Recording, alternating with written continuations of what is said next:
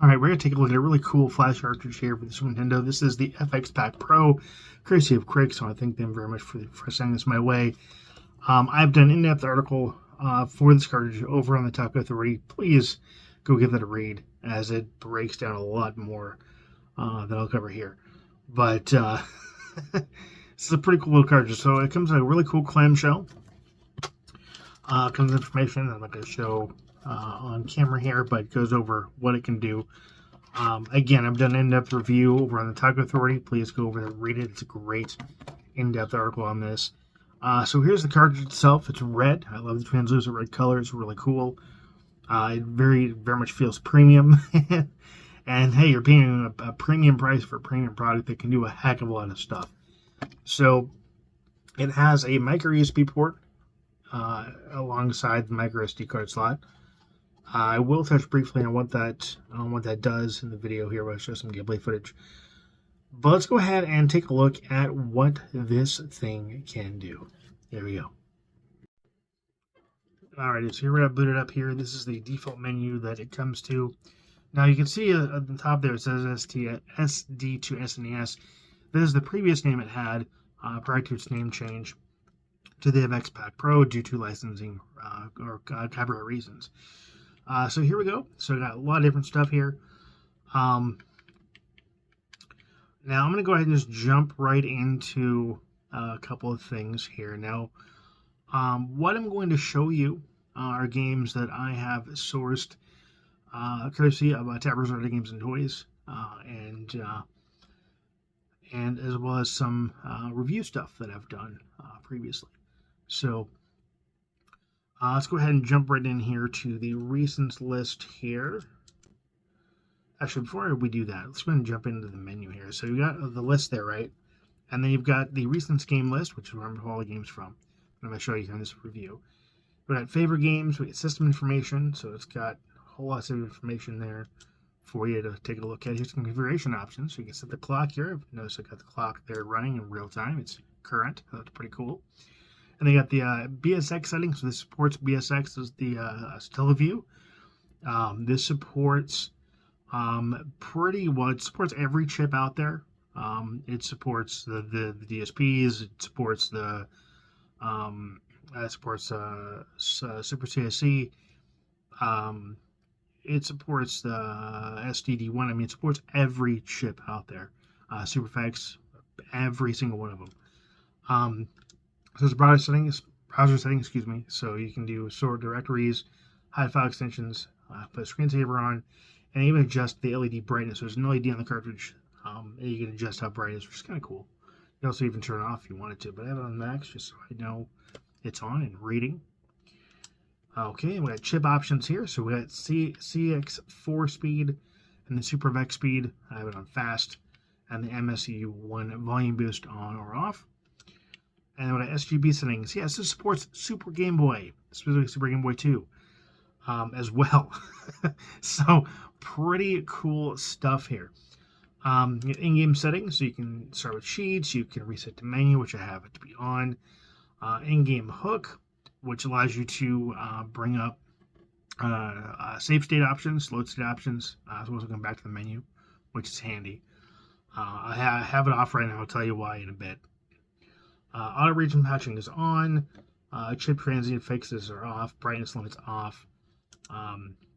Save state settings here, so you can do in-game save states. You can do Super CSC settings here. So a wide range of options for sure with this cartridge. And you're paying, I think it's what, $229 retail, I think is last time I looked. So not too bad for what you get here. It's a lot. So let's go ahead and jump right in here. I'm going to go to my recent game list. So I've got a couple of things here I'm going to show you. So let's go ahead and take a look at, let's go ahead and do Super Boss Gaiden. This is a game that was released for the Nintendo PlayStation, well, was going to be released for the Nintendo PlayStation for the Super CD drive. That was never actually released. The developers released this online quite a while ago. I want to say a couple of years ago. I'm going to turn this down here real quick. A couple of years ago, I want to say. But as you can see, it plays just fine. plays as if you actually had a cartridge in there, if you actually had a Super CD. So pretty cool. It plays really well. It loads really quick, as you can see there. It loads really, really fast. This is a wonderful game. If you haven't played this game, definitely check it out. It's a really cool, chaotic beat 'em up. Games that support battery saves or SRAM saves, like flash saving, will not work properly if you try to use the in-game hook to save it in main save states. It turns all wonky and looks just horrible. And either will lock up completely and let you play the game, or it will go ahead and just be graphically horrible until you complete the stage, and then it'll go ahead and be okay again. I'm going to go ahead and just reset and save a reset to the menu. It doesn't always reset the menu. So that time it did. That's good. Okay, so we're going to go ahead and fix that real quick. All right, we're going to come down to chip options, SuperFX speed, normal. Okay, and we're going to go back to recent. So we're going to go back to stunt race FX. This time it should work. Yep, it's going to load right up. So I did not like the speed hack I tried using to play it at a faster speed. That's okay though. We'll go and do stunt track, and sure we'll do default car, default everything. We'll do the easy class, easy track, and as you can see, it loads up just fine, plays just fine. 3 laps to go. Just start the game up. Really cool game. Again, it plays just fine as if you had the real cartridge in it. Yeah, it played slow, but it plays slow on the actual cartridge too. It's the way it is. It's the way this game is. That's why I tried using the speed hack and it did not work. It's like, oh, I'm not going to run. Let's go ahead and just move on. Hit reset. To reset to the menu. No, it's not. Didn't reset the menu. Some games that use the SuperFX chip, I've noticed, don't reset the menu. I'm not sure why. Might be a fault of the firmware. Might be a fault of the game. I really don't entirely know. I'm waiting for it to come back up. Although I have a feeling it's going to come back up right after the game. If that's the case, I'm going to power off, power back on again. Oh, nope. It came out of the menu. That's cool. Believe it or not. I'm actually going to show you the Century Sailor Moon. This is a Sufami Turbo game. So it supports this Sufami Turbo accessory games as long as they're patched. Now, I did have to go through a lot of trouble to get this to work. I'm not going to go into detail of how I did it, but it is out there as to how to do this. But you gotta dump the ROM, you gotta patch the BIOS file, you gotta dump the BIOS file, patch the BIOS file and the ROM together as one, and then load it up here, and here you go. So, pretty cool way to play Sufami Turbo games on the Super Nintendo without the need for the accessory. It's pretty cool to be able to play Sufami Turbo games on Super Nintendo without having to have a Sufami Turbo adapter. This is a pretty cool game too. It's kind of like a puzzle game, like a puzzle bobble, or like a. I guess yeah, puzzle bobble is about the best way best game I can compare this to. That's pretty cool. It's kind of like a mix between that and.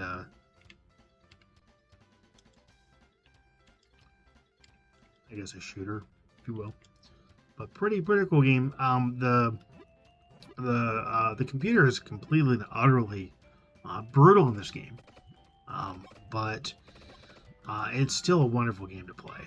It really is a fun way to play this game here using the FX-Pak Pro. So pretty cool, but supports Sufami Turbo games, supports SuperFX games. Now, one thing I'm going to show you here now is it also supports the Super Game Boy 2, which I will show you here in just a second once it decides that it's going to start recording again. When I reset the console, it it has a cow and is on record. So come on. Come on. There we go. Okay. So as I've shown you here, it supports a lot of wide range of chips. You got a lot of options. Let's go ahead and take a look at a couple of games. It's a couple of Game Boy games I helped bring to the community. So we're going to go and take a look at, let's go ahead and look at Yosai Wars. One of my favorite Game Boy / Game Boy Color games. Say Super Game Boy 2. Now, just like with the ROMs, you do have to dump the Super Game Boy stuff yourself for it to work. But once you do, you can play Super Game Boy games, Game Boy games, using Super Game Boy 2. It's pretty awesome, and this is one of my favorite Game Boy games, Game Boy platformers. This is a beautiful, beautiful game where you play as a tooth fairy gathering up teeth, avoiding sweets, and eventually having a means to defeat the sweets and then rescue your fellow tooth fairy. There we go. Now I got all the teeth. Now I got to go ahead and rescue the fairy. There we go. Rescue the fairy. And now we move on. And I love that it's got like a cool border, a little arcade cab border. Pretty cool. So yeah, definitely a cool little game here, and I'm glad that I'm able to play Game Boy games using the Super Game Boy accessory on a flash cartridge without the need to use the accessory. It's just awesome. It really is a cool way to play these games. So I have showed you quite a bit here as to what it supports. It supports, again, a wide range of stuff. It's very surprising how much this supports. I mean, you got Super Game Boy, you got Famicom Turbo, every single Super Nintendo specialized chip. It supports that. It supports the Super CIC. It supports literally everything. And it's $229. That's it. And you get all that support. All that support. It's a ton of stuff that it supports. Now, what I want to show you here, this is Patchy Matchy Puzzle Surfing. This is a game I covered on the channel. I also did a review for it over on the Otaku Authority as well. Now, this is a game that Mod Retro sent me for review purposes that I've dumped. And I'm now playing it on my FX-Pak Pro Super Nintendo cartridge on my Retron 2 HD. And here it is in all of its puzzle glory. It plays great on the Super Game Boy 2.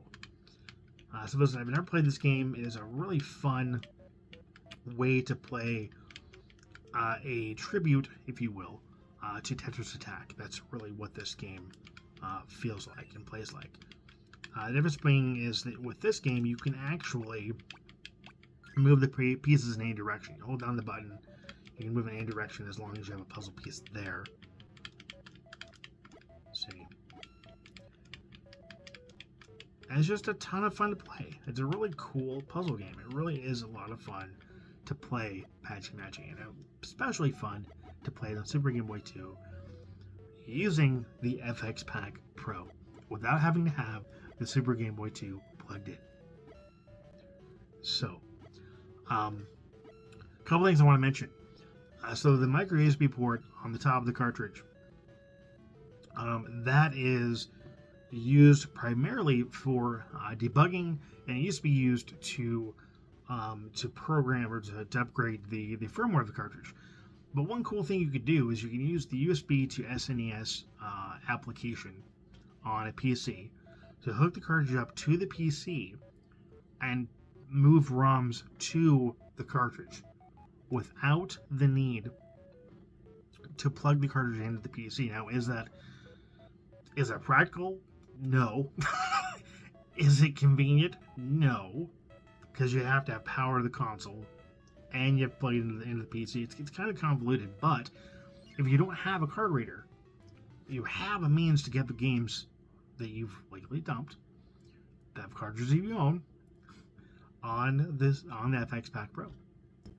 Pretty cool way to get the games on there. Really, really cool.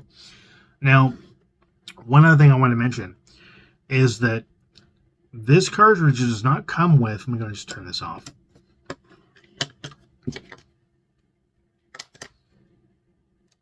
Okay, so this cartridge does not come with the micro SD card. It does not come with any of the files. Excuse me.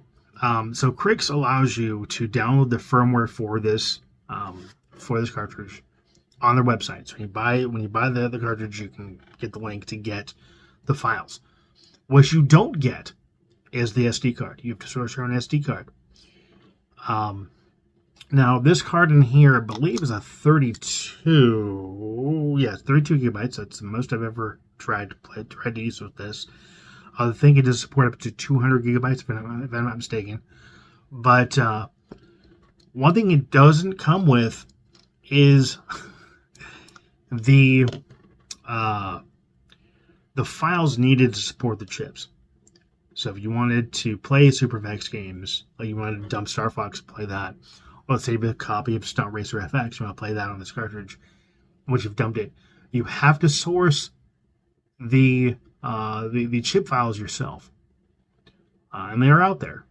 All you gotta do is an internet search, and you can find them. I clearly have. So, really, really cool way to play your Super Nintendo library, your Sufami Turbo library, I'll be with modifications, and your Game Boy library, all on one cartridge for $229. You can't go wrong. This is a great purchase, a wonderful purchase. Definitely a cartridge I would recommend picking up. This is the real deal. You are paying for quality, and I really got watched out all of a sudden. But you're paying for quality with Crix. You really are. This is a wonderful cartridge. Definitely one I recommend picking up. And if you want to pick this up for yourself, I will leave a link to get it from Crix themselves down below.